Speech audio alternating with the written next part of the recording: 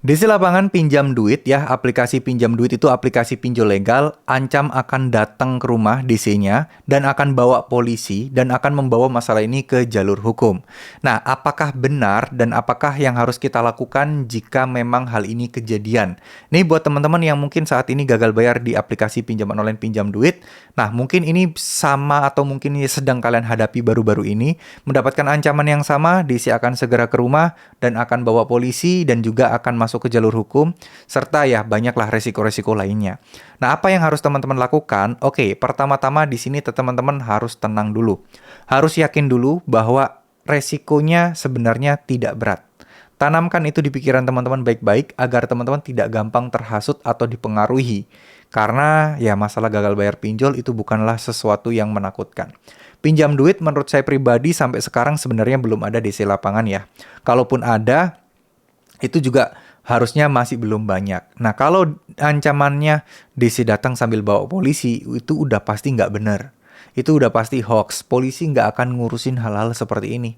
Masalah kalian dengan pinjol adalah masalah perdata. Masalah teman-teman dengan aplikasi pinjam duit adalah masalah hutang piutang yang mana masuknya ke ranah perdata.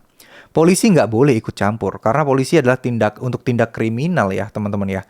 Nah, kalian kan bukan kriminal, kalian hanya tidak mampu dan belum mampu untuk membayar hutang-hutang teman-teman. Jadi nggak bisa dibilang ini adalah kayak tindakan kriminal gitu, nggak bisa ya. Jadi saya rasa teman-teman harus tahu bahwa teman-teman di sini mempunyai kekuatan hukum juga. Teman-teman juga dilindungi oleh hukum. Aplikasi pinjam duit tidak bisa seenaknya ya bawa-bawa polisi kayak gitu ya, siapa mereka gitu ya.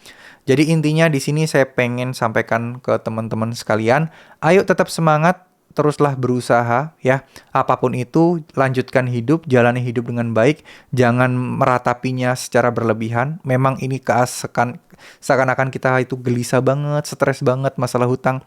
Jangan, untuk mengobati itu semua yang butuhkan cukup satu, yaitu ketenangan hati, dan mungkin cara paling gampang untuk mencapai tersebut adalah dengan berdoa, dengan ibadah. Mungkin kalian bisa menjalankannya sesuai dengan agama kepercayaan masing-masing, tapi yakinlah bahwa ketika kita berpikiran positif, ketika kita terus mengharap dan teruslah berdoa, itu energi-energi positif juga akan datang ke kita. Dan tentunya ini juga mungkin yang saya yakini akan menarik rezeki juga. Dan tentu saja nggak cuma berdiam diri ya, tetap juga berusaha, tetap juga bekerja keras, lakukan dan jalani apapun usahanya dengan pikiran yang positif, dengan optimis, itu akan jauh lebih mudah untuk memperbaiki masalah finansial teman-teman. Sekali lagi, masalah gagal bayar pinjol itu bukan sesuatu yang besar, mentok-mentok adalah disilik OJK, masalah DC lapangan itu sebenarnya bisa kok teman-teman atasi. Memang kesannya mereka galak, mereka menakutkan, tapi tetap mereka itu terpenjara dengan aturan-aturan yang berlaku juga. Jadi mereka juga nggak bisa bertindak semena-mena. Oke, mungkin mereka ngancam A, ngancam B, ngancam C, tapi kan belum tentu kejadian. Dan pastinya kan itu juga sesuai dengan aturan, nggak boleh.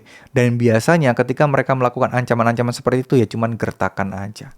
Ya, jadi nggak usah takut. Terima kasih. Semoga apa yang saya sampaikan bisa bermanfaat. Terus semangat buat teman-teman. Wassalamualaikum warahmatullahi wabarakatuh.